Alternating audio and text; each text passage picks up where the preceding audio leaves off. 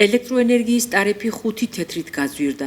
1 აპრილიდან დენის დანახარჯის გამოთვლა უკვე ახალი ტარიფით დაიწყება. CEMEC-მა ელექტროენერგიის დადგენილი ფასები 30 მარტს გაზარდა და ახსნა, რომ ტარიფების მატება ქსელის განვითარებისა და ინვესტიციებისთვის იყო აუცილებელი.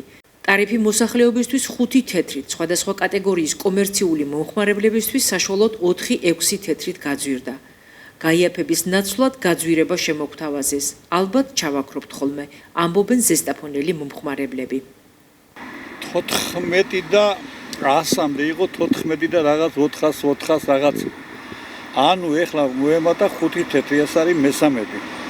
გამოიწვევს რა თქმა უნდა, გამოიწვევს ოჯახის ბიუჯეტს იგეგეზე და დამატებითი 20 უნდა გადიხადო ახლა იმ 20-მდე ვინც არის. ვინც 200-მდე 100-მდე ვინც დახარჯავს. 1-დან 100-მდე გაიგდა. აზრით ვინც დახარჯავს კიდე სხვა და რა თქმა უნდა ეს როგორც ბენზინი და როგორც საწვავი გაიგდა ის ელექტროენერგია ყველაფერი მაგაზია დამოკიდებული რა თქმა უნდა გადაიქცა. რა თქმა უნდა. ძალიან დააწვა. მე ასე მგონი. ფასების შემცირებას ვიდებული, აქედან გამომდინარე, ფასები კი არ შემცირდება, კიდე მეტად გაგვიძი. აგერ საწვავი რა მდგომარეობა ამ წუთში და რა მდგომარეობა ამაზე. ეს ყველაფერი გამოიწვევს ტრანსპორტს, მიტანას, მოტანას, სასმელს, ყველაფერს გაძლიერდება. ბილეთს, ავტობუსის ბილეთს, მარშრუტკის ბილეთს, იგი სოფელში მოგზაურობა და ყველა. რა თქმა უნდა, შვილო ცუდია, მაგრამ ჩვენ რა უნდა გავაკეთოთ, მეტი გზა რა გვაქვს. უნდა შევეგუოთ ამ ჩვენი პენსიით, რაზეც გაგვწდება, ჩავაქრობთ ხოლმე, ალბათ რა ვიცი. ჩემთვის არ არის სასურველი, მაგრამ რა ვქნა, ხა თუ კი ასე ხდება, მე ვერაფერს ვერ ვიტყვი, რა ვქნა. ასია საყოველთაოდ ალბათ და მე ვერაფერს ვერ ვიზამ მაგასთან დაკავშირებით. კიდო გააძვირებებ რაღაცებს. გვერდში დგომა უნდა, ყველას მანავე. რანაირად უნდა დაუდგე, გვერდში როცა ამნაირ რაღაცებს აკეთებენ. აისახება თავისთავად, ყველაფერზე აისახება მოგი. აისახება, ბატონო. ხალხი ისე გაჭირებულია და კიდევ მაგუნდა გაძვირება გასო. გავაიეფებთო და გაიეფებს მაგერად გაძვირება ყველაფერს. დენის გაძვირება ადრეც იყო დაანონსებული, თუმცა გასული წლის დეკემბერში გადაწყვეტილება 3 თვით გადადეს. აღსანიშნავია, რომ 2024-25 წლებში საქართველოს მასშტაბით ელექტროენერგიის ტარიფი 3 თეთრით იყო შემცირებული. შესაბამისად, 2023 წელს მოქმედ ტარიფთან შედარებით ახალი ტარიფი მხოლოდ 2 თეთრით გაიზარდა, ამბობენ CEMEC-ში. ზრდის უმთავრესი საფუძველი გახლავთ გაზრდილი მოხმარება, ენერგიის გაზრდილი ფასები და ასევე ქვეყნის ელექტროენერგიაზე იმპორტ-დამოკიდებულება მთელი რიგი შემოდგომა ზამთრის თვეების განმავლობაში. გარდა ამისა, გათვალისწინებული იქნა ინვესტიციის მხოლოდ ოპტიმალური მოცულობა იმისათვის, რომ ერთის მხრივ ქსელში არსებული ავარიები ეტაპობრივად შემცირდეს და მოსახლეობისთვის, ისევე როგორც კომერციული სექტორისთვის ელექტროენერგიის მიწოდების მდგომარეობა გაუმჯობესდეს. ქსელი იყო გადატვირთული და ავარიების რაოდენობა იყო ძალიან გაზრდილი. ამას ემატება ისიც, რომ წლიდან წლამდე იზრდება მომხმარებელთა რაოდენობა. ყველაფერი ეს, რა თქმა უნდა, გულისხმობს იმას, რომ ამ ვითარებით მომხმარებელი მომავალში უწყვეტ მომარაგებას ვერ მიიღებდა. შესაბამისად, კომისიის ამ გადაწყვეტილებამ უნდა უზრუნველყოს მომდევნო პერიოდში მომხმარებლებისათვის სტაბილური მიწოდების უზრუნველყოფა და ეტაპობრივად ავარიების შემცირება, ქსელის გაუმჯობესება და ხარისხიანი მიწოდების უზრუნველყოფა. ზესტაფონის მუნიციპალიტეტს, როგორც წარმატებული მუნიციპალური პროექტის ავტორს, საქართველოს ადგილობრივ თვითმმართველობათა ეროვნული ასოციაციის სპეციალური ჯილდო გადაეცა. რიგით მერვე ეროვნულ კონფერენციას, რომელიც ადგილობრივ თვითმმართველობათა ეროვნული ასოციაციის ორგანიზებით გაიმართა, ზესტაფონის თვითმმართველობის წარმომადგენლებიც ესწრებოდნენ. საუკეთესო პრაქტიკის პროგრამის კონკურსის 2025 წლის საუკეთესო პროექტთა შორის ზესტაფონის მერიას ჯილდო გადაეცა ზესტაფონის მუნიციპალიტეტის მულტიფუნქციური ახალგაზრდული ჰაბი, ნომინაცია ახალგაზრდული პოლიტიკის განხორციელება და ახალგაზრდების ჩართულობის ხელშეწყობა. საქართველოს ადგილობრივ თვითმმართველობათა ეროვნული ასოციაცია დონორი ორგანიზაციების ხელშეწყობით 2018 წლიდან ახორციელებს საუკეთესო პრაქტიკის პროგრამას. ძაღლების ჰიპერპოპულაციის მართვის მიზნით ქვეყანაში 3 წლის ვადით კონკრეტული ჯიშის ძაღლების მოშენებაზე მორატორიუმი ცხადდება. მორატორიუმის დარღვევისთვის გათვალისწინებულია 10,000 ლარის ჯარიმა კანონდარღვევი პირისათვის. დოკუმენტის მიხედვით მორატორიუმი ვრცელდება როგორც პოტენციურად მომატებული რისკის მქონე ძაღლებზე, ასევე სხვადასხვა კონკრეტულ ჯიშებზე, რომლებიც მთავრობის შეფასებით ჰიპერპოპულაციის თვალსაზრისით დამატებით რეგულაციებს საჭიროებენ.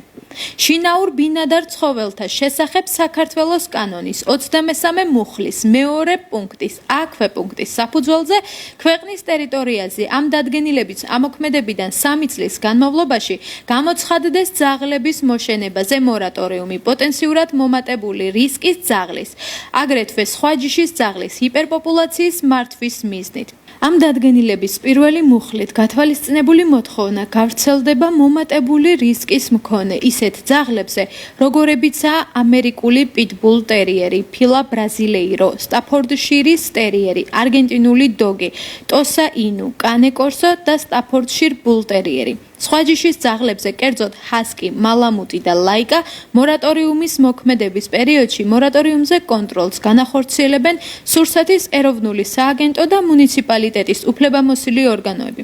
ნათქვამია დოკუმენტში. დადგენილება 2026 წლის 1 ივლისიდან ამოქმედდება.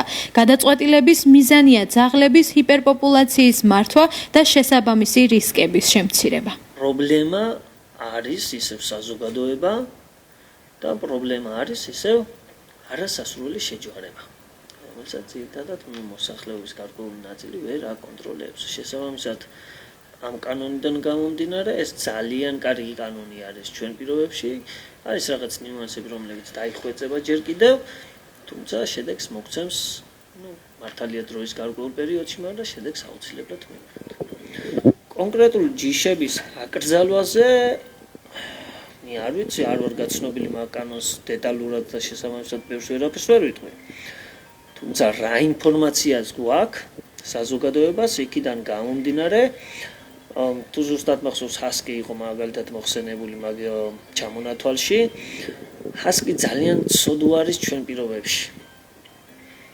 მაღალ ტემპერატურასთან შეგვება უჭირს და შესაბამისად გარკვეული სახის პრობლემები სულ მუდმივად აქვს. აქედან გამომდინარე ახლა ვერ აიკრძალება და შეუძლებელია რომ აიკრძალოს თუნდაც მოშენება და თუნდაც ყოლისუფლება. თუმცა უნდა გაკონტროლდეს რომ შესაბამისი პირობები მაინც შეუქმნას მეპატრონე ამ ძაღლებს. ზემოთ აღნიშნული არასასურველი შეჯვარების შედეგად ძალიან ბევრი ცხოველი და მით უმეტეს მაგ ჯიშები ხვდებიან ქუჩაში. ეს დამატებითი პრობლემა არის. არ არის კანეკორსო აგრესიული ძაღლი ბუნებით. თუ მაგას საზოგადოება აგრესიულად არ გაზრდის და აღზრდის, ის არ არის აგრესიული, ის ძალიან კარგი თბილი მოსიყვარული არის ბავშვების მიმართ, მით უმეტეს მეპატრონეების მიმართ და კარგი იქნება თუ გაკონტროლდება. და აკრძალვა, არ ვიცი, რამდენად სასურველი არის ჩვენი საზოგადოებისთვის, თუმცა კონტროლი აუცილებელიც კი არის, მე თუ მკითხავთ. უნებრივად უნდა ჰქონდეს ადამიანს იმისი სურვილი, რომ რაღაც შეცვალოს ან მის ცხოვრებაში, ან სხვის ცხოვრებაში. თუ ცხოველი გიყვარს, მას უნდა მიხედო. თუ ცხოველი არ გიყვარს, საერთოდ არ უნდა იყოლიო. არც შინაური და არც ქარეული, როგორც გინდათ, როგორც უნდათ, ისე არ იქნება. ესეა ზოგადად. ახლა პრობლემის არსზე წეღანაც ვისაუბრეთ ცოტა ხნის წინ და საზოგადოებამ ჩვენ თვითონ ინდივიდუალურად მეც კი თუ არ შევიცვალეთ გარკვეული სახის ცოდნა არ მივიღეთ, არ აღვიზარდეთ მენტალობა თუ არ შევიცვალეთ, ეს პრობლემა მერეც გაგრძელდება და მე არც კანონი გშველის მაგ დროს და არაფერი.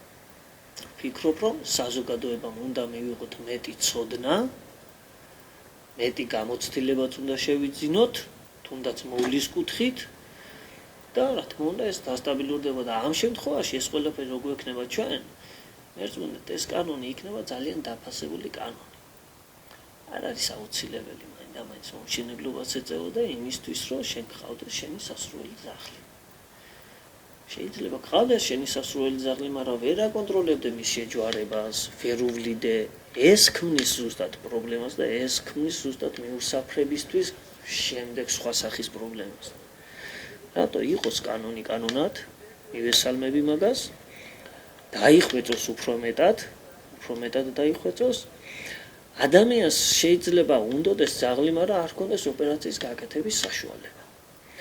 აი ამ ხრივ შევუწყოთ დამატებით ხელი იმ მოსახლეს, რომ ყავდეს ძაღლი, მაგრამ ყავდეს სტერილური ძაღლი.